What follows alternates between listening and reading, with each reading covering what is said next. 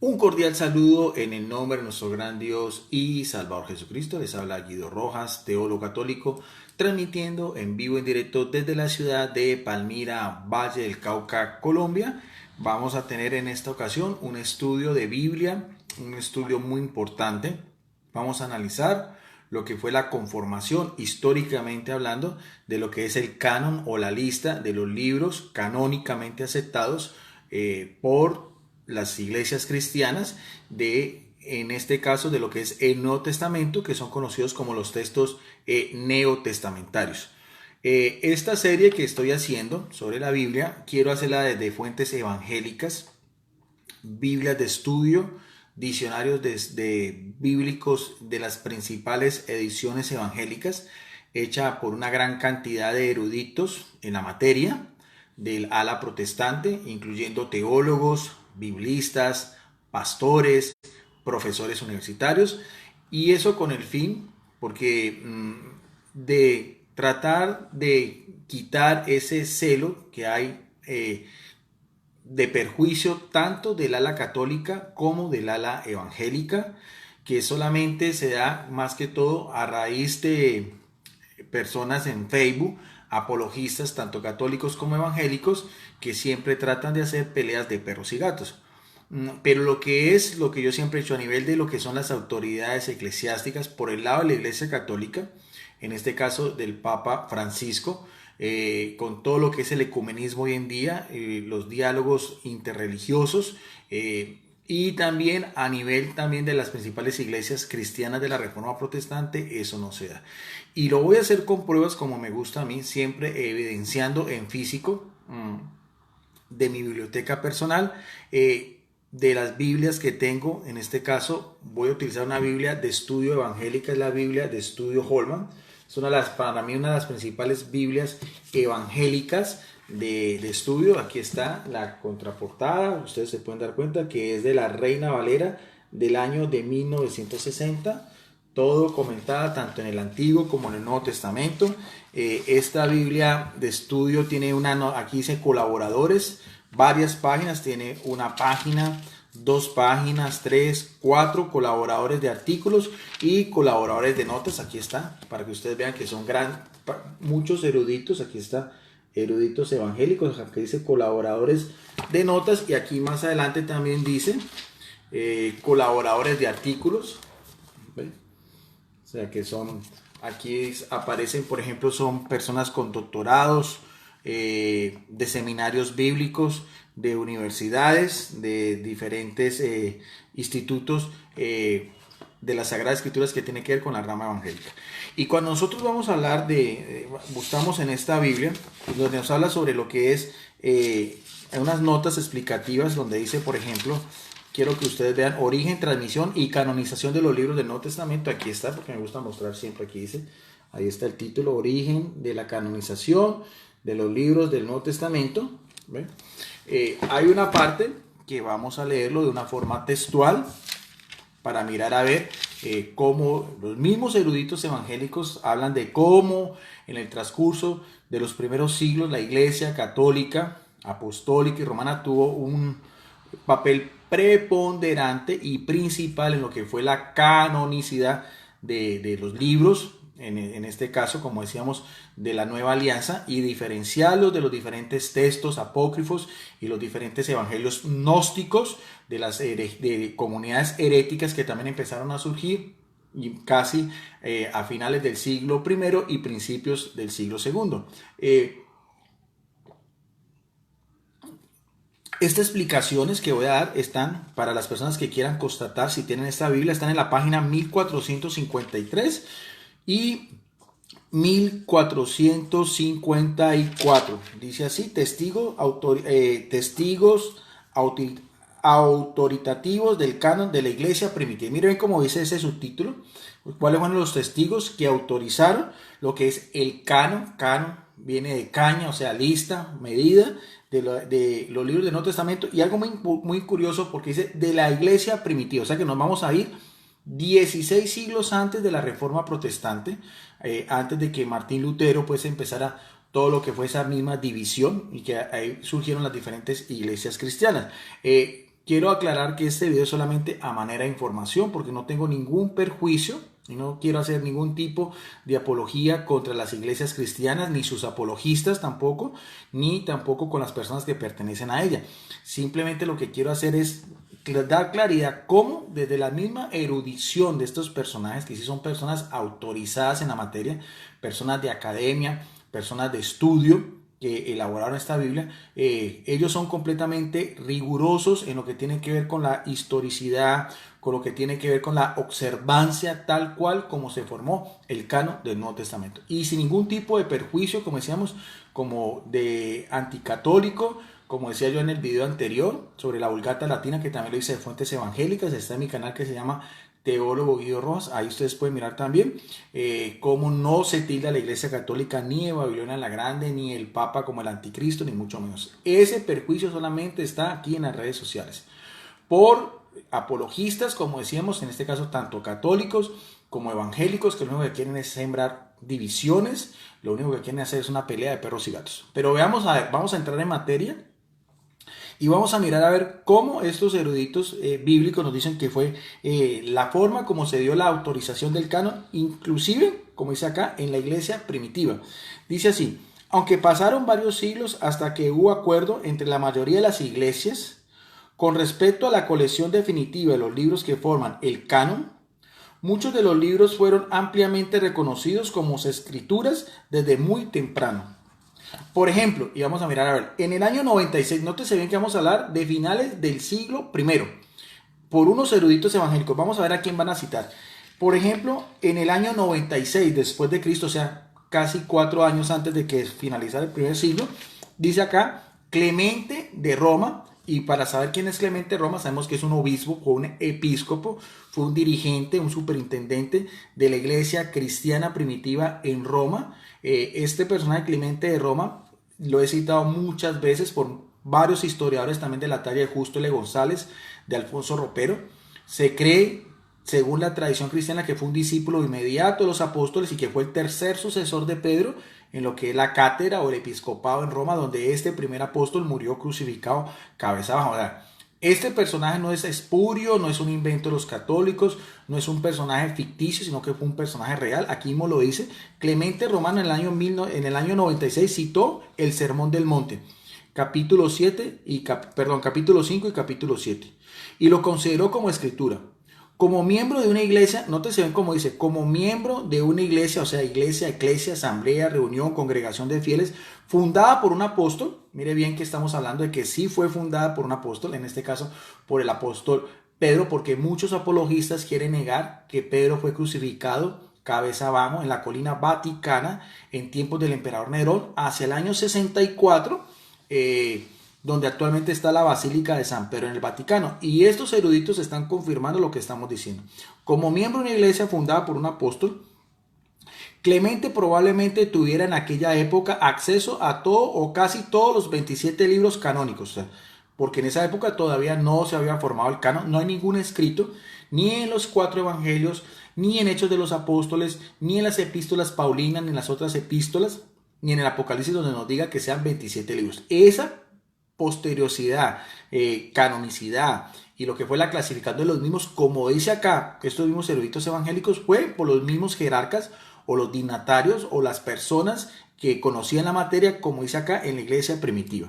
Sigue diciendo, en el año 110 después de Cristo, o sea, ya cruzamos el umbral del siglo segundo, o sea, iniciando el siglo segundo, otro personaje muy importante, Ignacio de Antioquía. Otra vez, Ignacio, episcopo de Antioquía, en Siria, también la sede, donde por primera vez se le dio a los creyentes el título de cristianos. Este personaje también es muy importante. Tanto Clemente de Roma como Ignacio de Antioquía fueron discípulos inmediatos del apóstol Pedro, y este también tanto del apóstol Pedro como del apóstol Pablo. Y se conservan escritos de ellos. Escritos que también tienen acceso no solamente los eruditos católicos, sino en este caso también los eruditos evangélicos que están dando toda esta explicación que aparece en esta Biblia de estudio de importancia, de talla internacional, como es la Biblia de estudio Holman. Dice, entonces sigue diciendo, aquí ya vamos a hablar del segundo personaje, Ignacio de Antioquía. Mire bien, dice que fue discípulo de ¿quién? Discípulo también, en este caso de Juan. Afirmó que los evangelios eran escritos. eran escrituras sagradas. Y hacia el año 180 después de Cristo, otro personaje, dice acá, el famoso apologeta, o sea, un defensor de la iglesia, que fue en este caso también Irineo, que fue también otro episcopo en Lyon, Francia. Miren bien que estamos hablando de personajes de la iglesia primitiva. Los dos primeros, Clemente, obispo de Roma, sucesor del apóstol Pedro, como le dice acá. El segundo es Ignacio de Antioquía también, Antioquía que para la Iglesia Católica fue la primera sede de Pedro y también discípulo del apóstol Juan, el uno en el año 96, el otro en el año 110 y ya pasamos a lo que es ya la finalización del siglo segundo. Aquí habla de también uno de los grandes episcopos de aquel entonces, uno de los grandes eruditos también y apologistas también, conocidísimo también de la iglesia primitiva. El tercero es dice acá Irineo, defendió el cristianismo apelando a la autoridad de muchos de los escritos del Nuevo Testamento. O sea, hacía su apologética con lo que se conservaba o con lo que se creía en aquel entonces que eran los libros inspirados por el Espíritu Santo y que pertenecían al canon neotestamentario. En total, los eruditos que han examinado las obras de Irineo, que llegaron hasta nosotros, creen que utilizó 22 de los 27 libros del Nuevo Testamento, incluidos los 4 evangelios. Mire bien que estamos hablando, mire bien que ellos mismos, los mismos eruditos, para que no diga que la iglesia católica maquilla la historia, que la iglesia católica trata de ocultar la historia, no. Estos mismos eruditos también tienen acceso a estos escritos, conocen de la vida, de la obra de estos grandes personajes, de estos grandes siervos, jerarcas de la iglesia primitiva que se distinguieron por su santidad, por su sabiduría, por el pastoreo de las ovejas, por ser discípulos inmediatos de los apóstoles. Entonces aquí lo que nos da a entender la Biblia de Estudio Holman es que ya para final del siglo II es muy probable que 22 de los 27 libros del Nuevo Testamento ya se tenían como canónicos, incluyendo los más importantes, como decíamos acá, que son los 4 evangelios. Entendiendo que son 3 evangelios sinópticos, o sea que tienen sinopsis, o sea en paralelismo, que son Mateo, Marcos y Lucas, y también el evangelio de Juan. Dice, incluyendo los 27 libros con los 4 evangelios. Poco después de Irineo, otro apologista, este se llama Tertuliano de Cartago, en el norte de África, acusó a los cristianos gnósticos, porque aquí venía también lo que fue Marción, un gnóstico que dio una primera lista, excluyendo los libros del Antiguo Testamento, gran parte del Nuevo Testamento, solamente aceptaba unos pocos escritos con el Evangelio de Lucas. Por eso fue necesario que estos jerarcas de esta iglesia primitiva también respondieran ante ese otro canon, que fue un canon incompleto, un canon castrado, un canon con una tendencia también de una herejía muy primitiva como es el mismo gnosticismo. Por eso aquí aparece que Tertuliano acusó a estos cristianos gnósticos de utilizar mal el instrumento, nombre que empleó para referirse a la colección de libros autoritativos del Nuevo Testamento. O sea, la forma como técnicamente se conocían a estos libros ya canónicos del Nuevo Testamento, como nos dice acá, Biblia de Estudio Holman, eran los instrumentos. Que se refieren así a esta colección, prueba que en aquella época, ya a final del siglo II, las principales iglesias, o sea, las primeras iglesias cristianas de aquel entonces, especialmente en Asia Menor, lo que hoy en día es Turquía y Grecia, y también en Roma, también las iglesias, pues, madre, que es la iglesia también en Jerusalén, ya para esa época se le conocía como la Palestina, o sea, el territorio de Israel. Por eso está hablando acá, vemos bien, las iglesias cristianas, con sus jerarcas, con sus apologistas, finales del siglo I, principios del siglo II, finales del siglo II, en respuesta a los gnósticos, como nos está dando a entender aquí en esta referencia. Sigue diciendo que se refieren así a esta colección, prueba que aquella época las principales iglesias se habían identificado como canónicos, o sea, como los que son realmente auténticos, a un conjunto o bien definido de libros. Solo había unos libros que fueron pues puestos a prueba, algunos los aceptaban, otros no, como dice acá, solo Santiago, segunda de Pedro y segunda y tercera de Juan no son mencionados por este gran apologista de Cartago, como fue Tertuliano. Pocas décadas después, el padre de la iglesia, y viene bien cómo también ellos identifican otro padre de la iglesia, que está Orígenes de Alejandría, esta vez en Egipto, citó los 27 libros del Nuevo Testamento y señaló 6 de ellos, en este caso Hebreos, Santiago, Segunda de Pedro, Segunda y Tercera de Juan y Judas, eran todavía objeto de discusión por parte de algunos. ¿Ve? Estos libros fueron debatidos durante siglos, aunque su posición de honor en la mayoría de las iglesias nunca se vio amenazada. Y miren que ya se hace una distinción entre los evangelios gnósticos, son conocidos hoy en día como los evangelios de Nag Hammadi, el evangelio de Tomás, el evangelio de Santiago, el evangelio, uno de los últimos que se descubrió de estos evangelios gnósticos, el evangelio de Judas, el protoevangelio pues de Santiago y muchos otros. Ahora, de los que son canónicamente aceptados, vemos que habían algunos, unos muy pocos, que había una duda. Pero ¿qué era lo importante? Cómo el Espíritu Santo iluminaba a estos jerarcas, iluminaba a estos apologistas, iluminaba a estos hombres de fe, a estos santos de la iglesia primitiva, para ir mirando cómo se fue dando el consenso de estos libros para tener ya en la actualidad los 27 libros que incluyen 4 evangelios, Hechos de los Apóstoles, las 13 cartas de Pablo, incluyendo la de Hebreos, que algunos citan que es la única que no tiene en su prólogo el autor. Algunos piensan que fue Pablo, otros de Apolo, de Bernabé, incluso muchos eruditos evangélicos dicen que también posiblemente pudo haberla escrito Clemente de Roma. Siguen también las 3 cartas de Juan, las 2 de Pedro, el libro, la epístola de Santiago, epístola de Judas, y el último libro que también causó también mucha importancia y mucha discusión, que es el libro del Apocalipsis o Revelación. Aunque aquí, pues, en esta lista cita más que todo, como decíamos acá, el Hebreo, Santiago, Segunda de Pedro, Segunda y Tercera de Juan y la Epístola de Judas. Ya vamos a saltar en el siglo IV, porque algunos apologistas dicen que ya en el siglo IV la iglesia se pervirtió, la iglesia con Constantino apostató, la iglesia con Constantino se paganizó, la iglesia dejó de existir, la iglesia dejó de tener una sucesión apostólica, unos jerarcas, unos dirigentes, pero vamos a ver que es todo lo contrario y lo estamos hablando, como decíamos, de fuentes evangélicas, de una Biblia de estudio de alto peso como es la Biblia de estudio Holman. En el siglo IV, el canon del Nuevo Testamento emergió con claridad como un conjunto ampliamente aceptado de libros sagrados. ¿Ve? En primer lugar, y aquí viene un gran personaje como fue Eusebio de Cesarea, considerado como el padre de la historia eclesiástica, fue amigo personal de Constantino, por ser el primero en escribir una cronología global del cristianismo, mencionó los 27 libros comúnmente aceptados. ¿Por qué? Por las iglesias como escritura.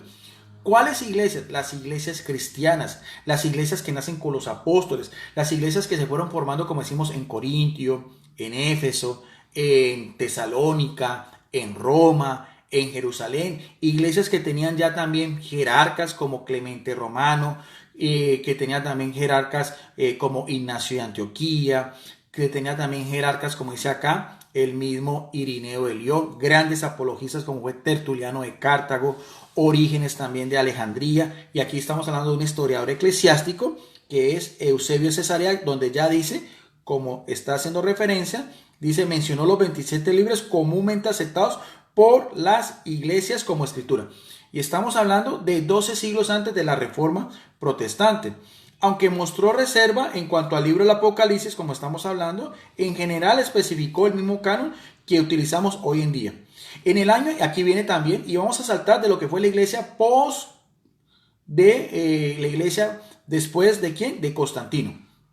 Para que no quede duda que el anticatolicismo y al hablar de que la Iglesia Católica es Babilonia la Grande solamente está en la mente de algunos apologistas radicales con un celo completamente anticristiano, pero no en sus eruditos, pero no en sus biblistas, pero no en sus teólogos, pero no en sus profesores universitarios, porque ellos honradamente reconocen, como dice acá, estamos hablando aquí a final de estamos en mitad de la página 1454, dice, en el año 367, y ya después también de lo que se llama la iglesia post-Nicea, o sea, después del primer concilio de Nicea, dice, el mismo canon que dice en el año 367, el obispo, otra vez, otro obispo, otro episcopo, el obispo de Alejandría, un hombre inquebrantable, ¿llamado quién? Llamado Atanasio. Este hombre es extraordinario, Atanasio, o el padre de lo que es la ortodoxia, lo que es la sana doctrina.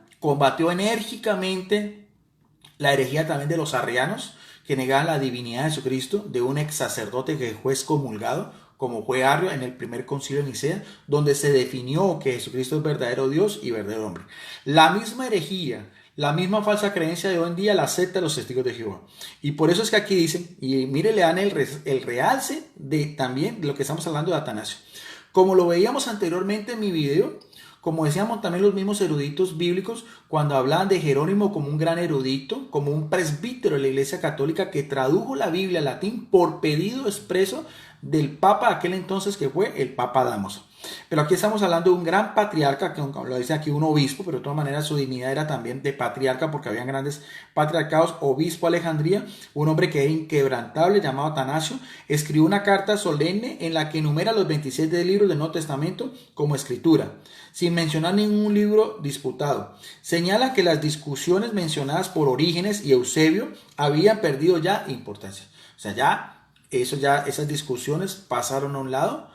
Hubo un consenso general, y aquí un jerarca de la iglesia primitiva, en este caso en la Alejandría, en Egipto, personaje muy conocido como es Atanasio, dice ya que para finales del siglo IV ya no había ninguna discusión sobre todos los libros que anteriormente mencionamos que tenían algún tipo de discordia.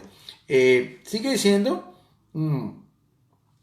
Poco más de una década después, el prestigioso erudito Jerónimo, otra vez, nótese, mire, el prestigioso erudito Jerónimo, ¿un qué? Un presbítero de la Iglesia Católica, un presbítero de Dalmacia, en Europa, ¿no? Los otros, o sea, para que vean que tanto de la Iglesia de Oriente como la Iglesia de Occidente también, había una unanimidad de criterios, había unos jerarcas. Ya los hemos mencionado, aquí está la lista: Clemente de Alejandría, Ignacio de Antioquía, Irineo de León, Tertuliano de Cartago, Orígenes también de Alejandría. Estamos hablando del historiador eclesiástico Eusebio de Cesarea, ahora Ignacio de Antioquía, ya hablamos de Ignacio de Antioquía, Atanasio, y aquí viene también. Vamos a ver, mira también otro también que mencionamos anteriormente, y mire bien que lo dice: el prestigioso erudito Jerónimo tradujo los 27 libros del Nuevo Testamento al latín y los incluyó en la Biblia, generalmente conocida como la Vulgata, la Divulgada o la del Común. Ya sobre Jerónimo, ese video anterior también está en mi canal de YouTube, los invito a que lo vean, y también con pruebas solamente de Biblias y fuentes evangélicas.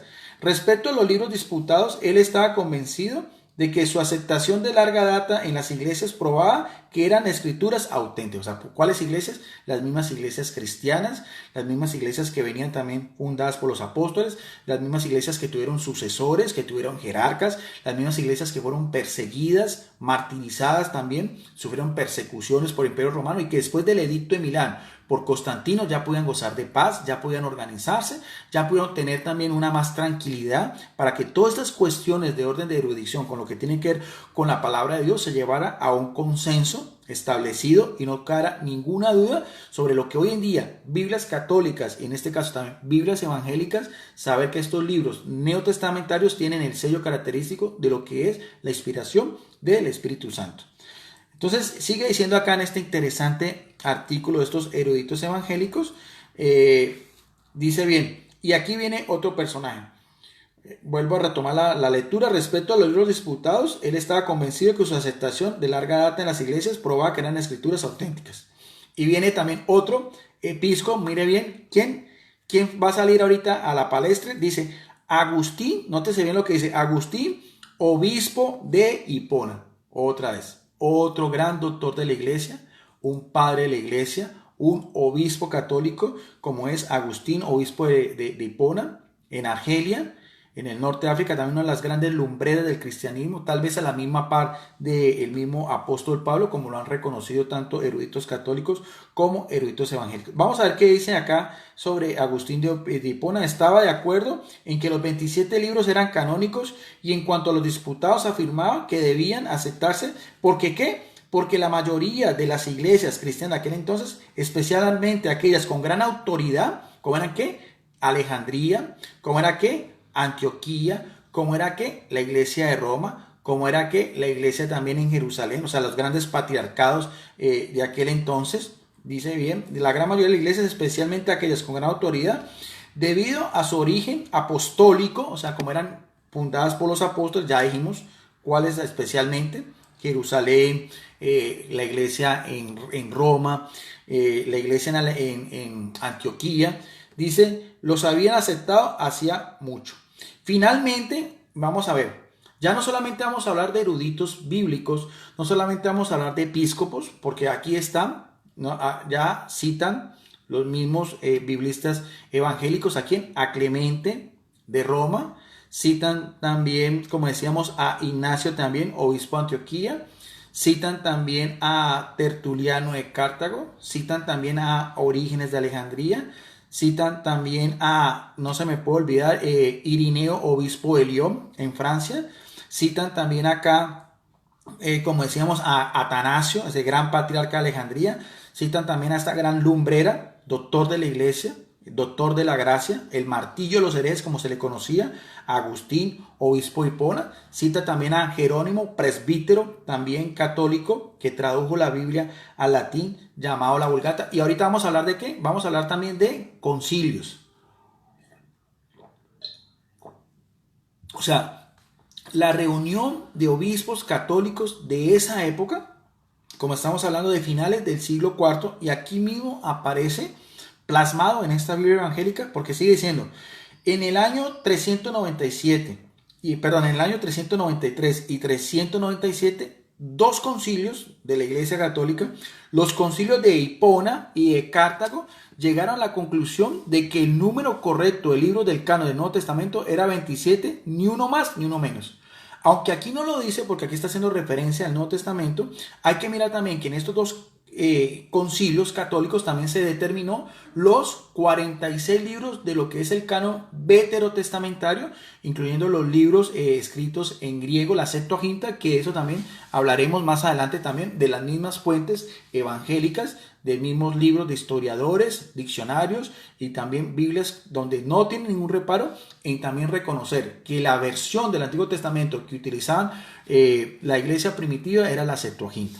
Ahora, voy a terminar también, porque aquí, después de haber hecho todo un recorrido sobre la iglesia primitiva, con sus principales jerarcas, con esos hombres de fe, que se les da el título de padres apostólicos y padres de la iglesia, también tiene otro párrafo también, otro subtítulo, donde también hablan del canon de la Reforma hasta la actualidad. O sea, no tienen ellos ningún reparo, porque ellos son fieles a su tradición, como siempre los he dicho. Estos eruditos bíblicos que cité, que mostré anteriormente, esa gran cantidad de lista, esa gran cantidad de personas de talla, pues de academia, como decíamos, son, aquí como decía, son doctores en teología, en Sagrada Escritura, profesores universitarios, pastores. Ellos, cuando van a hablar sobre lo que es la rigidez histórica de esto, no tienen, mire bien, no hay ningún tipo de mala intención, de hablar con un lenguaje anticatólico, de hablar con apelativos como ofensivos, como muchas veces se utiliza, que la Iglesia Católica Babilonia la Grande, que el Papa es el anticristo, que la gran ramera. Nada de esas cosas aparecen cuando vamos a hablar de una Biblia como es esta Biblia de estudio Holman. Y nos dice también porque es importante también ver la parte de lo que fue la Reforma Protestante. En este caso no hay ningún tipo de discusión sobre los 27 libros del Nuevo Testamento. Aquí también hay también un párrafo que lo voy a leer de forma textual. Las personas que tengan esta Biblia pueden darse cuenta que no estoy alterando, no estoy manipulando la información, sino simplemente estoy haciendo las explicaciones como está plasmado aquí. Y que esa es una de las características que pues trato yo siempre de hacer, la mayor seriedad y la mayor prueba de que realmente no estoy cambiando absolutamente ningún tipo de información. Terminamos con este corto video que ha sido muy importante, muy interesante. Dice, en la era de la Reforma, estamos hablando ya del siglo XVI, muchas creencias y prácticas fueron reexaminadas a la luz de las Escrituras. Bueno, eso habría que también cuestionarlo, porque esto también hace parte de lo que es la otra fuente de la Iglesia Católica, que es la tradición. Pero ellos fieles, y mire bien, fieles a su visión como eruditos del protestantismo, lo dicen, porque para ellos, en conciencia eso está muy bien, solamente aceptan lo que es la Biblia como la única fuente de autoridad pues, religiosa. Por eso lo dicen acá, dice, hombres como Lutero, ya hemos hablado anteriormente de Martín Lutero, un ex sacerdote agustino, también alemán, y como fue Calvino también un teólogo laico francés, deseaban despojar a la iglesia de las tradiciones humanas y tomar como modelo únicamente la palabra autoritativa de la Biblia. Mire bien que aquí también está todo lo que es la misma teología protestante, ellos lo están dando a entender. O sea, no tienen ningún reparo en hablar anteriormente de lo que fue el aporte de la Iglesia Católica, porque nadie puede negar, no se puede negar que Eusebio Cesareno es un padre de la historia eclesiástica contemporáneo de Constantino, y que después de estos jerarcas, porque algunos piensan que la iglesia apostató, que la iglesia se corrompió, y no, mire, ahí están hablando también de Atanasio, obispo de Alejandría, hablan acá también de Jerónimo de Dalmacia, presbítero, hablan también de Agustín también, obispo de Hipona, y anteriormente los otros padres que habíamos mencionado, pero sigue diciendo acá estos mismos eruditos de la Biblia de estudio Holman, dice la palabra autoritativa de Dios. Esta preocupación realzaba la necesidad de estar seguros de cuáles libros venían de Dios y cuáles no.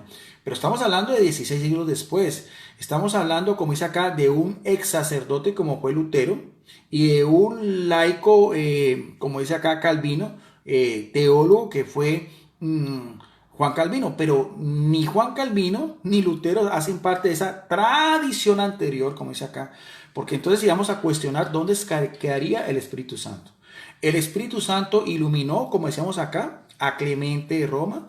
El Espíritu Santo iluminó, como decíamos acá, a Ignacio de Antioquía.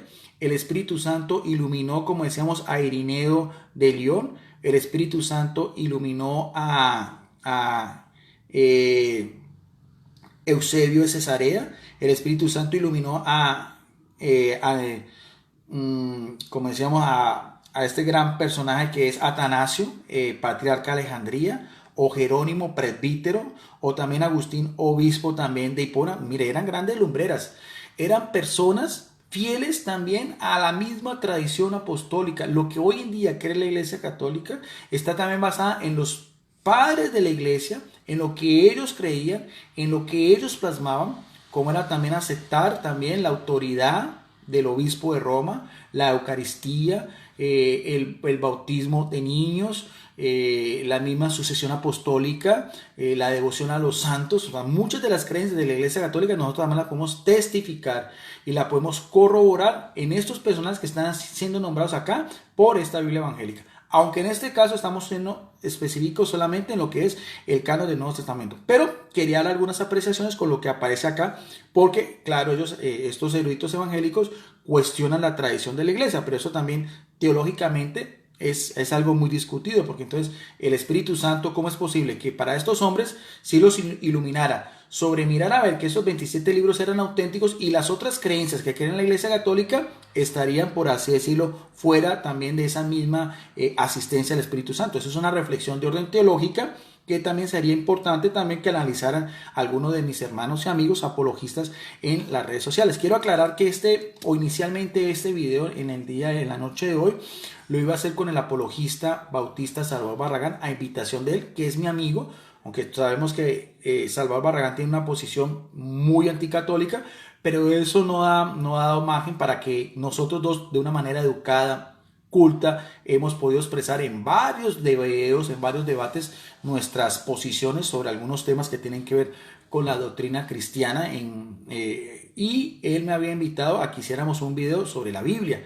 Yo le había propuesto a Salvador Barragán que hiciéramos 2 partes, solamente a manera de compartir, porque yo ya no estoy en la temática de hacer debates, en la temática de poner en tela de juicio, pues, lo que creen los apologistas evangélicos o también sus iglesias. Solamente me doy a la tarea, creo que mi carisma es esto, lo que es más de orden teológico, lo que es más de orden de estudio, lo que es más de orden de información a nivel general. Pero pues lastimosamente no sé qué pasó, lo digo públicamente porque Salvador Barragán sabe, esta mañana le mandé por el inbox un mensaje si lo íbamos a hacer y no me contestó, no sé por qué.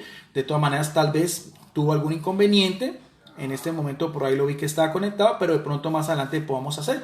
yo le había propuesto que cada uno hiciera desde su misma óptica, en el caso mío como católico, en el caso de como evangélico, que habláramos 30 minutos cada uno sobre el aporte de cada una de las iglesias, en este caso el catolicismo, y en el caso también de él como parte de la Reforma Protestante, los avances o también lo que es los aportes en todo lo que tiene que ver con la Biblia, pero pues no se pudo hacer. Terminamos entonces acá porque ya vamos finalizando.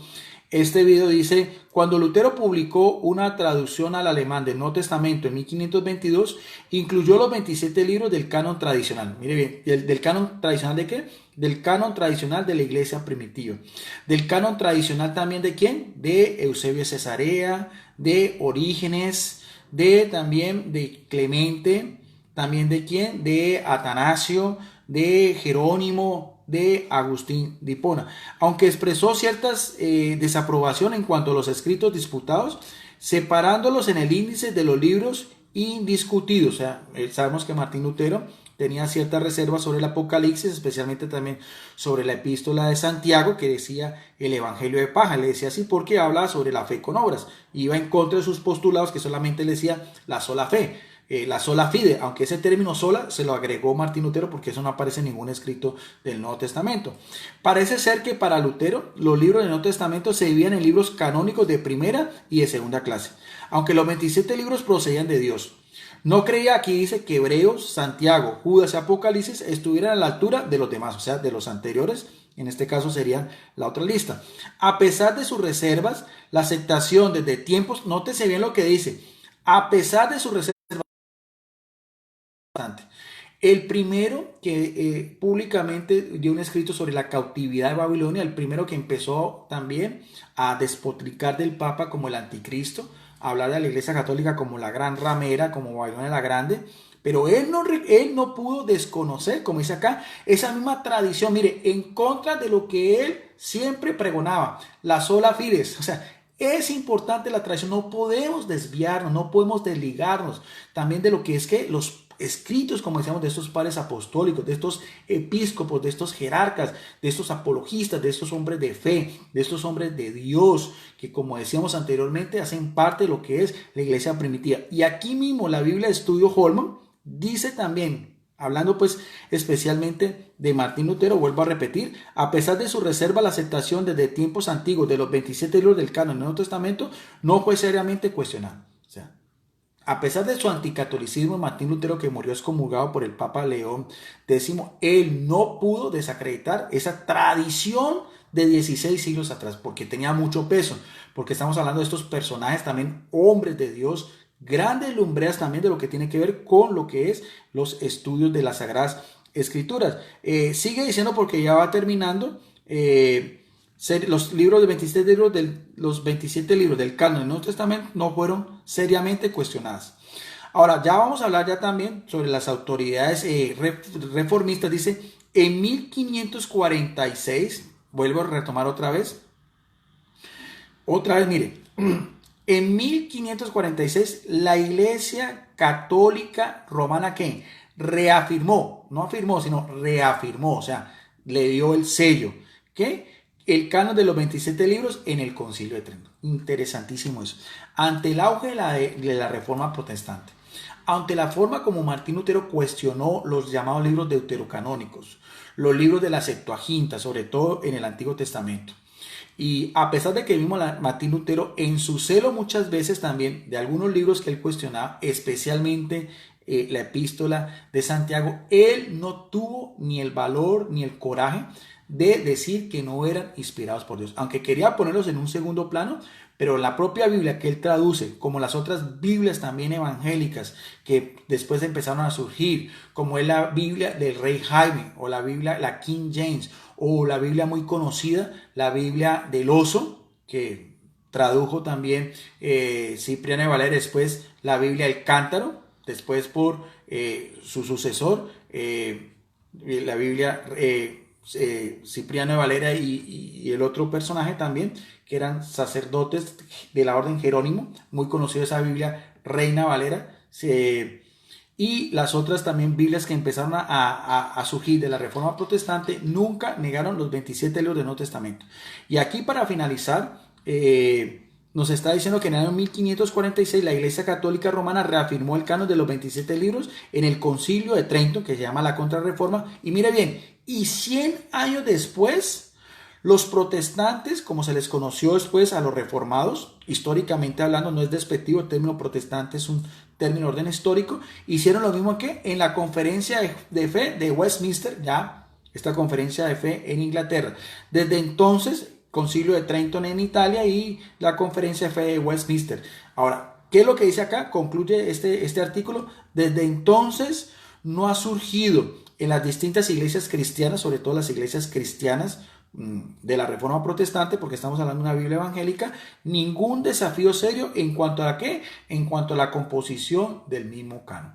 El mismo canon que como decíamos, tuvo toda esa discusión, tuvo también todo ese mismo examen, todo ese mismo proceso de investigación, por ese mismo filtro, como decíamos, anterior a la Reforma Protestante, como lo dice acá, de estos personajes que cualquier persona puede investigar, como fue, para finalizar otra vez, Clemente, obispo de Roma, Ignacio, obispo de Antioquía, Tertuliano, apologista en Cartago, Orígenes de Alejandría, Eusebio, historiador eclesiástico, Atanasio, patriarca de Alejandría, Agustín, obispo de Hipona, y también Jerónimo, presbítero de Dalmacia. Entonces, este breve recuento me parece interesante para que nos analicemos, para que sin ningún tipo de fanatismos, para que sin ningún tipo de divisiones, hecho desde una Biblia evangélica como es la Biblia de Estudio Holman, leído